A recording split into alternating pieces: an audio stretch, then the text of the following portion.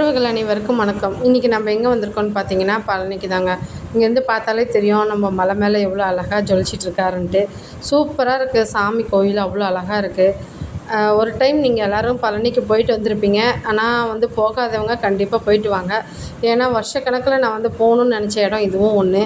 அவ்வளோ அழகாகவும் பார்க்குறதுக்கு எவ்வளோ ஒரு சந்தோஷமாகவும் இருந்தது. நான் மேலே ரூம்லேருந்து தான் இந்த வீடியோ எடுத்தேன். இப்படி காலையில் எழுந்திரிச்ச உடனே நான் இந்த சைடு பார்க்கும்போது இடும்பன் மலைன்னு ஒன்று இருந்துச்சுங்க.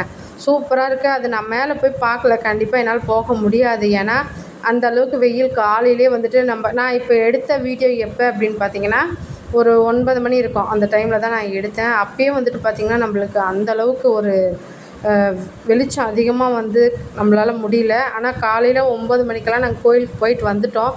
வந்த வாட்டி தான் நான் இந்த வீடியோ எடுத்தேன். சூப்பராக இருந்தது. இடும்பன் மலை. நான் இடும்பன் அப்படின்றத சாமி கேள்விப்பட்டிருக்கேன். ஆனால் அவருக்கே இவ்வளோ பெரிய கோயில் இருக்குது, இந்த அளவுக்கு ஒரு அழகாக ஒரு இடம் இருக்குதுன்னு நான் தூரத்துலேருந்து பார்த்து தான் ரொம்ப தெரிஞ்சுக்கிட்டேன்.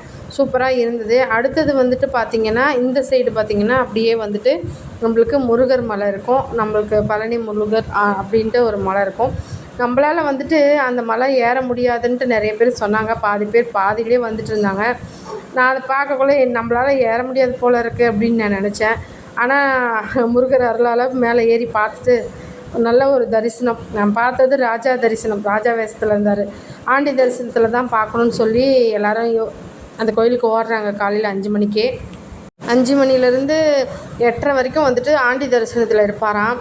இங்கே போகிற வழியெல்லாம் முருகரோட அந்த ஒரு உணர்வு நம்மளுக்கு நல்லா கொடுத்தது. அடுத்தது நான் முருகர் கோயிலில் போயிட்டு என் ஹஸ்பண்ட் மொட்டை போட்டுட்டார். மொட்டை போட்டுட்டு அப்படியே 16 கிலோமீட்டர், அதாவது பழனியிலேருந்து 16 கிலோமீட்டர் எங்கே வந்திருக்கோம் அப்படின்னு பார்த்தீங்கன்னா, இது சத்ருகுரு சாமின்னு சொல்லிட்டு அந்த இடத்துக்கு தான் நம்ம இப்போ வந்திருக்கோம். அந்த இடத்துல பார்த்திங்கன்னா நம்மளுக்கு அவ்வளோ ஒரு அமைதியும் எவ்வளோ பேர் பார்க்க வந்திருந்தாங்க அந்த இடத்த. நான் கூட்டமே இருக்காதுன்னு தான் நான் நினச்சேன். ஆனால் இவ்வளோ பேர் இருப்பாங்கன்னு நான் நினைக்கல. கையில் என்ன எடுத்துகிட்டு போகிறாருன்னு பார்த்தீங்கன்னா, அது அரிசி மூட்டை. நம்ம அந்த சாமியை போய் பார்க்கக்குள்ள நம்மளுக்கு அவர் ஒரு சித்தர் தான். சித்தரை போய் பார்க்கக்குள்ள அரிசி மூட்டை கொண்டு போய் கொடுத்தோம் அப்படின்னாக்கா ரொம்ப நல்லதுன்னு சொன்னாங்க. அங்கேயே டிஃபனெல்லாம் சாப்பாடெல்லாம் சாப்பிட்டுட்டு வரலான்னு சொன்னாங்க. ஆனால் அங்கே அப்போ பூஜை நடந்துகிட்டு இருந்தது. கொஞ்சம் வெயிட் பண்ணி சாப்பிடணும் மாதிரி இருந்தது.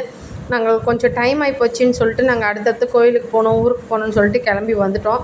ஆனால் ரொம்ப அழகாகவும் ஒரு அமைதியாகவும் இருந்த இடம். கண்டிப்பாக ஒரு டைம் பழனிக்கு போனீங்கன்னா பக்கத்துலேயே 16 கிலோமீட்டரில் போய் சத்ருகுரு சாமியை பார்த்துட்டு வாங்க. ரொம்ப ரொம்ப ரொம்ப ரொம்ப ஒரு மனசுக்கு ஒரு நிம்மதியான இடம்னு சொல்லலாங்க அது. நான் பார்த்துட்டு வந்துட்டேன். நீங்களாம் கண்டிப்பாக ஒரு டைம் போய் பார்த்துட்டு வாங்க. என்னோடய வீடியோ பிடிச்சினா லைக் பண்ணுங்கள். தேங்க்ஸ் ஃபார் வாட்சிங்.